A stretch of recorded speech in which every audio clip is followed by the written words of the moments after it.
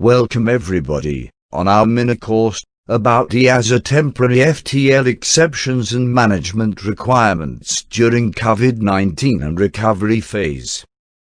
Before I start, I would like to inform you that the team from AVIATIONLAB is always available for you for any information or assistance you might need. And you could reach us through our LinkedIn page or Facebook or our website at www.aviationlab.thinkific.com, where 3 of our FTL FRMS courses are uploaded for distance learning. Although restrictions and bans have started to lift, this topic is far from untimely, as the operational environment changes quickly and continuously. Moreover, there are already rising threats of a second wave of COVID-19 inflections in the coming period. During this course, we will talk about 2 different and independent topics, the temporary FTL exceptions, and the operator's management requirements during the recovery phase. We're trying to merge those 2 topics as they work interchangeably and interconnected. The purpose of those guidelines published by EASA is to provide guidelines for national competent authorities, from now to consider when granting FTL exemptions under the basic regulation during the current COVID-19 outbreak and return to normal operation.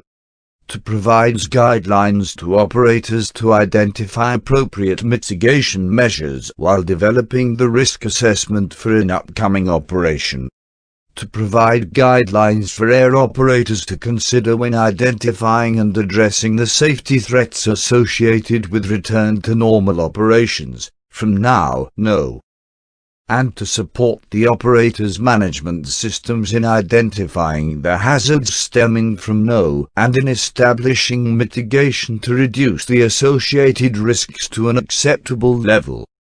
The temporary FTL exceptions should be granted within a specific scope in order to serve social needs, and not commercial needs. Neither could establish new limitations, but they are a quick response to the COVID-19 crisis.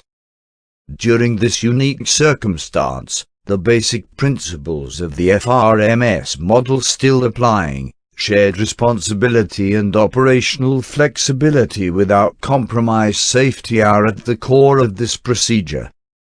Regarding the FTL temporary exceptions, then should, using Article 71(1) of the Basic Regulation for the purpose of exempting commercial air transport scheduled and charter operators from certain requirements of Subpart FTL Regulation 965/2012.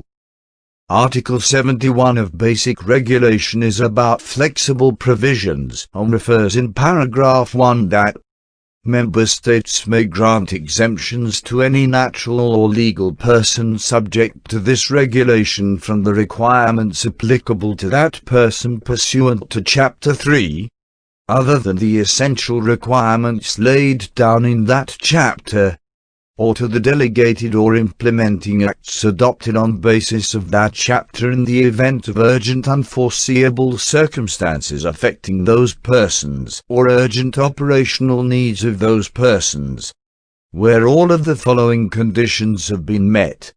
A. It is not possible to adequately address those circumstances or needs in compliance with the applicable requirements. B. Safety, environmental protection and compliance with the applicable essential requirements are ensured, where necessary, through the application of mitigation measures. C. The member state has mitigated any possible distortion of market conditions as a consequence of the granting of the exemption as far as possible. And D. The exemption is limited in scope and duration to the extent strictly necessary, and it is applied in a non-discriminatory manner. In such a case, the member state concerned shall immediately notify the Commission, the agency, and the other member states, through the repository established under Article 74 of the exemption granted, its duration, the reason for granting it and, where applicable, the necessary mitigation measures applied. During COVID-19, the incapability to address the situation with established procedures has been recognized globally, and assurance of safety and protection of equality should be ensured. In paragraph 2, the regulator refers to the procedure that should be followed regarding the duration of exceptions. The critical time limit is 8 months. Regarding the no, is critical that the operators should take time to assess the risks associated with operating in such a new and uncertain environment. The recovery phase may require significant changes in the operator's business model and operational procedures, and inadequate documentation and communication of changes may introduce additional risks. During the no phase, operators need to focus on the implementation of robust management of change process to successfully identify new risks, determine effective mitigation measures, and implement strategies for deploying changes accordingly. The management of changes process relies on sound hazard identification and risk assessment. Safety management and compliance monitoring staff need to approach the hazard identification phase holistically. Among new hazards, we could identify rushed business decisions to adapt on the quick change environment that could include changes at operating model and for sure at the scale of operations. Severe financial pressure that could reduce the resources available. Continuously changes that could including not only reductions but also rapid increases, physical and legal restrictions. Unprecedented experiences and lack of past data not only from the operator, but also from the authorities and industry too, that could affect the processes for fatigue hazard identification. In this new operational environment, the operator should face very often changes associated with staff reduction, not only within the operator, but also among all partners. That may have safety consequences on several organizational areas. Operations can be significantly altered by new procedures, sanitary measures, or unusual restrictions that could change rapidly and continuously, and even different and uneven from country to country, and operators may increasingly operate on short-term contracts requiring flights to unfamiliar destinations. That could increase the pressure to the operator to generate new procedures and to staff to adapt on those procedures. When establishing a new reality, planning is the key to success. Proactive measures could play a significant role, but within the proactive process, the operator will find itself on a very difficult position where occurrence data will take time to build up. Apart from the fact that there is already a significant reduction on reports from crew members due to feeling of unsecured. So just culture has been more important now than ever. At the same time, there is a need for quick response that could cut corners at the safety procedure. Also, different measures by case and continuously changes could increase uneven the workload of the safety department. On top of all these, the decisions and information need to be spread quickly to all persons and departments involved.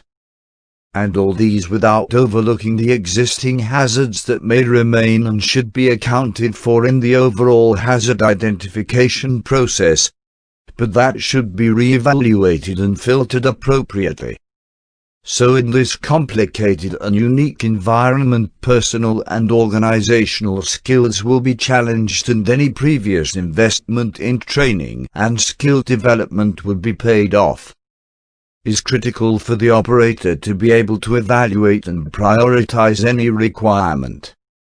Decisions must be taken on the most appropriate actions to reduce or eliminate the consequences of the associated risks to an acceptable level. The workload should be managed effectively.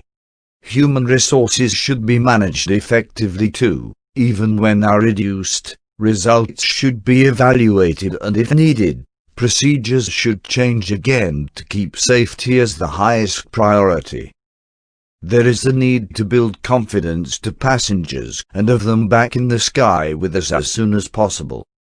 The EASA guidelines for both topics could be found at 2 documents: the role of operators management system in COVID-19 recovery phase issue 1, published on 16 July 2020, and at FTL temporary exception under Article 71 of a 2018 1139 Basic Regulation, Guidelines in relation to the COVID-19 pandemic issue 2, published on May 26, 2020.